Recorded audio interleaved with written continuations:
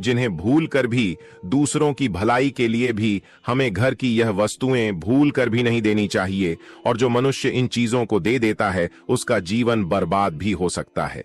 माताएं बहनों, इसीलिए आप सभी को हम बता दें, 5 से 6 ऐसी सामग्री होती है जो किसी भी माता बहन को चाहे दूसरे की भलाई के लिए भी इन चीजों को नहीं देना चाहिए, क्योंकि माता लक्ष्मी स्वयं रहती हैं जो मनुष्य घर की यह चीज दूसरों को दे देता है। तो माता लक्ष्मी भी ऐसे घर को हमेशा के लिए छोड़कर चली जाती है। इसलिए भक्तों, आज की इस ज्ञानवर्धक वीडियो में हम आपको वह वस्तुएं बताएंगे, वह चीज बताएंगे जो आपको किसी और को नहीं देनी चाहिए। वही दोस्तों, हमारा संकल्प है जन सेवा जन कल्याण करना, यानी कि हर नागरिक को यह जानकारी बिल्कुल ही फ्री और निशुल्क माध्यम से पहुंचना। भक्तों, अभी अभी 2 दिन पहले की कथा में ही गुरु जी ने कहा था कि इन चीजों का दान करने से मनुष्य बर्बाद हो जाता है।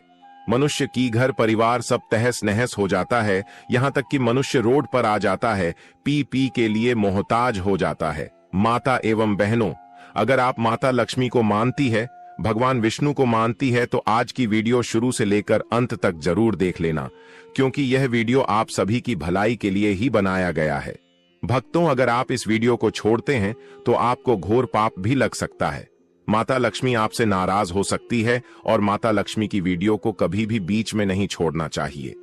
माताएं बहनों, महायोग टीवी चैनल आपको कभी कोई गलत जानकारी नहीं देगा। दोस्तों, गुरुजी ने एक उपाय भी बताया है। कई लोग अपने घर में 100% विश्वास के साथ उनके बताए गए रास्ते पर चलते हैं और घर की दिशा और दशा दोनों ही बदल देते हैं। आजकल इंसान ही अपने पैरों पर कुल्हाड़ी मारने लगा है, अर्थात कहने का मतलब यह है कि खुद ही गलती करता है, फिर कहता है, हे भगवान, तुमने मेरे साथ ऐसा क्यों किया, और भगवान को दोष देने लगता है। और आप भी यह गलती अपने घर में कर रहे होंगे।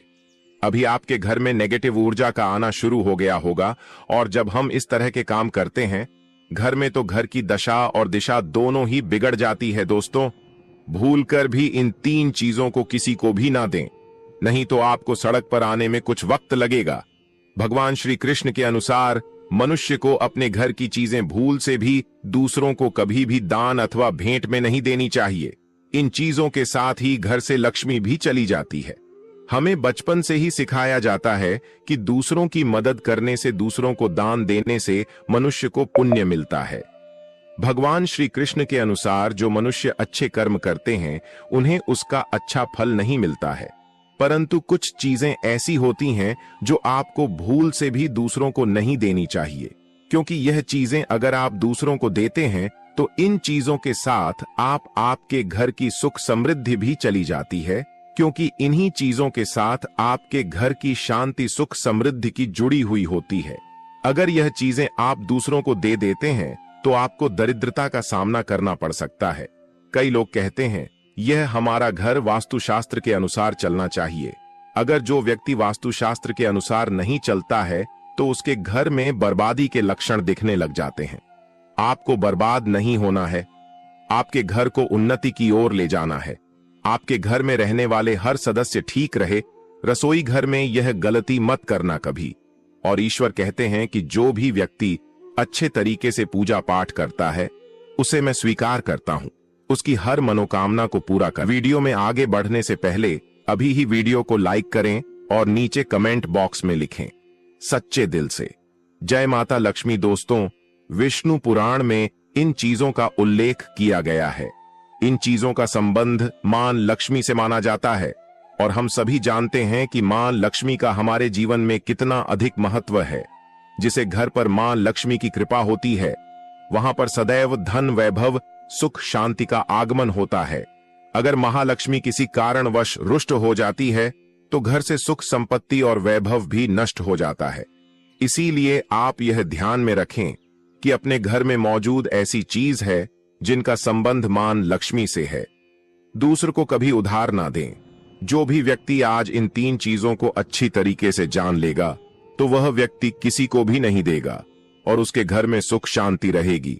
आज दोस्तों, कुछ भी हो जाए, आप इन 3 चीजों के बारे में जानकर ही जाना है। व्यक्ति चाहता है कि उसके जीवन में सुख शांति बनी रहे और घर पर धन का अभाव ना रहे, लेकिन केवल मेहनत करने से व्यक्ति की यह चाहत पूरी नहीं होती है। कई बार ऐसा होता है, आमदनी अच्छी होने और खूब मेहनत करने पर भी घर पर धन का अभाव बना रहता है कि उसका कारण है जाने अनजाने में हुई गलती।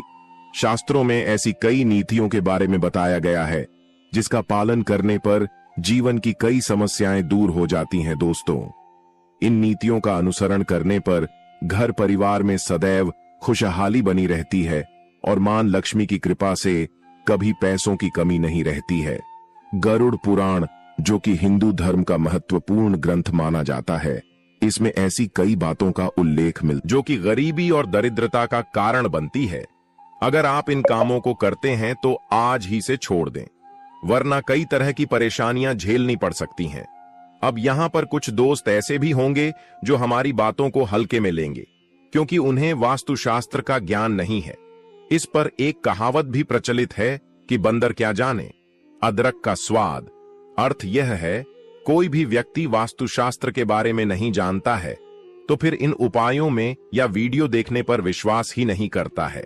इसलिए सही सटीक जानकारी के साथ में जानने के लिए इस वीडियो से जुड़ जाना। दोस्तों, आपके पास अभी जितने भी काम हैं उनको साइड में रख दीजिए।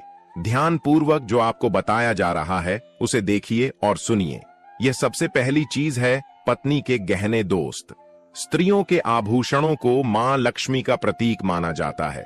सुंदर आभूषणों से सुशोभित स्त्री मां लक्ष्मी के प्रतिबिंब की तरह दिखाई देती है। इसीलिए जब भी हम गहने खरीदते हैं तो सबसे पहले मां लक्ष्मी के सामने रखकर उनकी पूजा करते हैं और इसके बाद ही उन्हें पहनते हैं। घर की स्त्रियों को घर की लक्ष्मी माना जाता है। उनके गले में आभूषणों का होना सुख समृद्धि को दर्शाता है। इसलिए अपने पत्नी के गहने कभी किसी को उधार में या दान में या दूसरों को इस्तेमाल के लिए कभी देने नहीं चाहिए। खासकर सुहागिन महिलाएं अपना मंगल सूत्र, पायल और बिछिया कभी किसी अन्य महिला को इस्तेमाल के लिए ना दें।